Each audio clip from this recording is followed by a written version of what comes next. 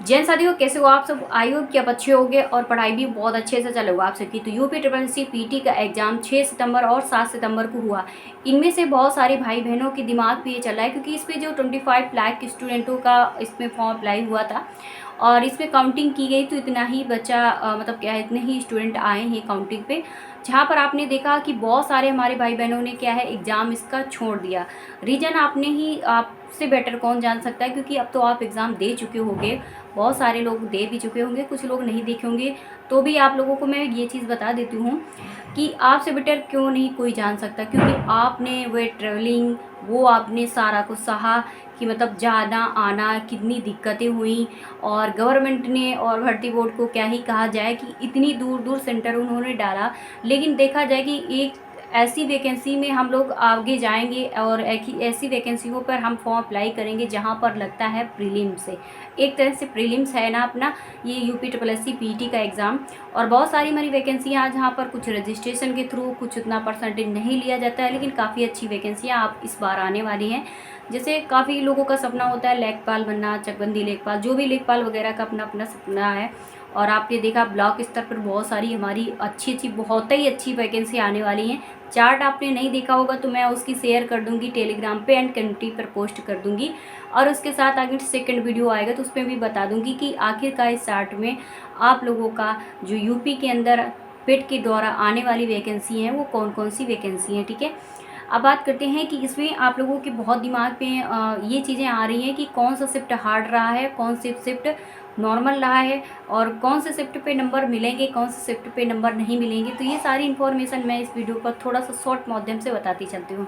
सबसे पहले बात करते हैं कि पहला जो हमारा होता है फर्स्ट डे वाला एग्ज़ाम, चाहे वो ईजी हो चाहे वो हार्ड हो, नंबर बेसिस पे रखा जाए तो उसमें 1-2 नंबर इंक्रीजिंग देखी जाती है किसी भी एग्ज़ाम पे हो, चाहे किसी भी डिपार्टमेंट के एग्ज़ाम पे आया हो। लेकिन अब जो शिफ्ट होता है और चाहे आपका डे हो, उस पर जो नंबर देखा जाता है तो उसमें 1-2 नंबर का पिछले वालों से आगे वालों को देखा जाता है कि उनको मिलता है, एक्स्ट्रा नंबर मिल जाता है।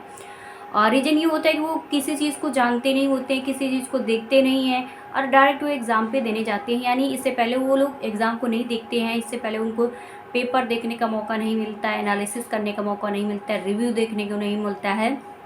ये सारी चीज़ें आती हैं, जो कि कुछ कुछ पॉइंट हम लोग उठा के आप लोगों से बात कर रहे हैं। और इसके बाद यहाँ पर देखा जाता है कि बहुत सारे हमारे बहन और भाई बोल रहे थे कि मतलब क्या है कि दीदी क्या ज़्यादा नंबर पे डिफरेंस आएगा क्या? तो देखिए, इसमें इससे पहले जो भी आपका, चाहे आपका 22 वाला हो, चाहे 21 वाला हो, चाहे आपका 23 वाला हो, इनमें आपने देखा देखा होगा 1 से 2 नंबर का आता है, ज़्यादा नहीं आता है। आपकी उस तरह की एग्ज़ाम नहीं है जैसे आप ना नॉर्मलाइजेशन वाला कि 14 नंबर, 15 नंबर और 13 नंबर, 6 नंबर, सॉरी मतलब 12 नंबर, 10 नंबर, ऐसे करके वहाँ पर देखने को मिल जाता है। जहाँ पर आप लोगों को, जैसे उसको मिला 14 नंबर तो किसी किसी को मिलता है 10 नंबर, 8 नंबर, 9 नंबर, ज़्यादा मतलब नहीं आता है। ऐसे ही करके थोड़ा बहुत आ जाता है डिफरेंट। तो तब भी अगर 5 से 6 नंबर अगर हम रख ही लेते हैं तो काफ़ी डिफरेंट आ जाता है। लेकिन ये जो आप लोगों का है, ये एक तरह से एग्ज़ाम होता है जो एक प्रीलिम्स के तौर पर रखा जाता है। और इसके में आप लोगों का 1 से 2 नंबर तक का डिफरेंट लगता है और ज़्यादा नहीं लगेगा। वो भी इसमें ये भी चीज़ें देखी जाती हैं एंड हार्ड एंड नॉर्मल का भी देख लिया जाता है। जैसे आप लोगों को मैं बता दूं कि फर्स्ट शिफ्ट जो थी 6 तारीख की, आपका पेपर बहुत अच्छा था। आप ये नहीं कहोगे कि नहीं हाँ पेपर बहुत हार्ड आया था या मीडियम में था। पेपर बहुत ही देखा जाए अच्छा आया था। हम लोगों ने भी रिव्यू लिया था, हम लोगों ने भी एनालिसिस पूरा किया है। एंड आरडब्ल्यू से हो चाहे एग्जामपुर से हो, मैंने भी उस चीज़ को चेक करके ही मैं एग्ज़ाम देने सेकंड डे पे गई थी। और हमारा 7 तारीख को फर्स्ट शिफ्ट में मेरा एग्ज़ाम था 10 से 12 टाइम पे, इटावा सेंटर का था। तो इसमें मैं बात करूं कि 6 तारीख को मैं देखा जैसा था, तो मैंने खुद अपने चैनल पे उसका रिव्यू दिया था और उसके लिए एनालिसिस कुछ जो मैं फ्रेंड लोगों से मैंने लिया था जो रिव्यू, वही चीज़ मैं आपको शेयर की थी। तो यहाँ पर मैं देख पा रही थी उन लोगों ने भी यही चीज़ कही थी कि मैं 40 का स्कोर, मैं 50 का स्कोर कर पा रही थी, लेकिन वहाँ पर मैंने 65 तक का स्कोर नॉर्मली अगर देखा जाए रॉन्ग छोड़कर मैंने किया जाके। तो ये सारी चीज़ें उन लोगों की थी। और मैं आपको बता दूं उसके बाद आप लोगों का 6 तारीख का जो सेकंड हुआ है, तो सेकंड आप लोगों का फर्स्ट से थोड़ा सा हार्ड रहा है। वैसे ही आप लोगों का 7 तारीख का हुआ है। 7 तारीख में भी वही प्रॉब्लम थी कि मतलब जो फर्स्ट शिफ्ट था जैसे हम लोगों का, तो थोड़ा सेकंड शिफ्ट से नॉर्मल रहा है। सेकंड शिफ्ट ज़्यादा हार्ड पूछा गया है। यानी बहुत सारे भाई बहन जो ये भी चीज़ बोल रहे थे कि जो 7 तारीख का सेकंड शिफ्ट था वो काफ़ी ज़्यादा हार्ड रहा है। तो इसमें आप लोग ये ना सोचिए कि इनमें बहुत ज़्यादा डिफरेंट आ जाएगा, तो ऐसे डिफरेंट नहीं आ सकता है। ये 6 की सेकंड और 7 की सेकंड को इस हिसाब से रेशियो हो सकता है कि बनाया जाए, क्योंकि इससे 2023-2022 वाला भी आप लोग देख सकते हो कि किस प्रकार से मतलब इनके द्वारा परसेंटाइज और इसका आप लोगों का क्या है एनालिसिस जो दिए गए थे सर लोगों के माध्यम से, तो इसमें काफ़ी डिफरेंट नहीं आया है। मतलब 1 से 2 नंबर तक का आता है और ज़्यादा नहीं आया है। और इसमें मैं बता दूं कि जैसे आप लोगों का एक और क्वेश्चन था कि 40 से 50, यानी स्कोर इतना नहीं है। आप लोग ये भी ना सोचना कि बहुत ज़्यादा स्कोर आ रहा है डिफरेंट पे, तो ये नहीं आ रहा है। जैसे आपकी बस यही चीज़ें मैंने बताई ना, दोनों की यही शिफ्ट चली है कि जैसे 6 की फर्स्ट शिफ्ट ज़्यादा ईजी लग गई है। अब ये आप ही देख सकते हो, आप ही बता सकते हो कि आपका स्कोर कैसा रहा है, क्या आपको सच में इतना ईजी लगा है।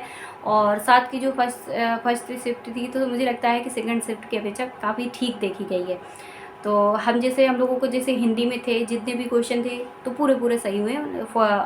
हम लोगों के जो थे 15 क्वेश्चनों में से 15 क्वेश्चन सही हो रहे थे, क्योंकि दोनों के गद्यांश भी बहुत ईजी थे। लग नहीं रहा था कि ऐसे गद्यांश वो लोग पूछेंगे, लेकिन गद्यांश लॉन्ग था, लेंदी जरूर था काफ़ी पढ़ने के लिए, लेकिन पढ़ने की ज़रूरत कभी नहीं होती इनमें गद्यांश में, चाहे वो पैसेज जो इंग्लिश का।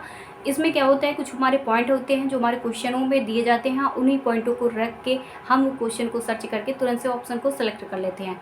तो ये हमारी वहाँ पर ये चीज़ें आती हैं। तो ये हम लोगों की शिफ्ट पे ये था कि नहीं, हम लोगों के जो गद्यांश थे, जो हमारे पैसेज थे इंग्लिश के, ये हमें ईजी लगे। हमें लगे, किसी को लगे या न लगे मैं नहीं बता सकती। वैसे सर लोगों ने जितने भी रिव्यू मैंने देखे हैं, अपना रिव्यू देखा या आपका दूसरे का देखा, एनालिसिस जो चेक किए हैं और जो भी अपना क्वेश्चन पेपर था वो लोग करा रहे थे, तो मैंने उस चीज़ को देख के मैं आप लोगों से बात कर रही हूँ। बाकी आप क्या कहते हो, आप कमेंट कर सकते हो।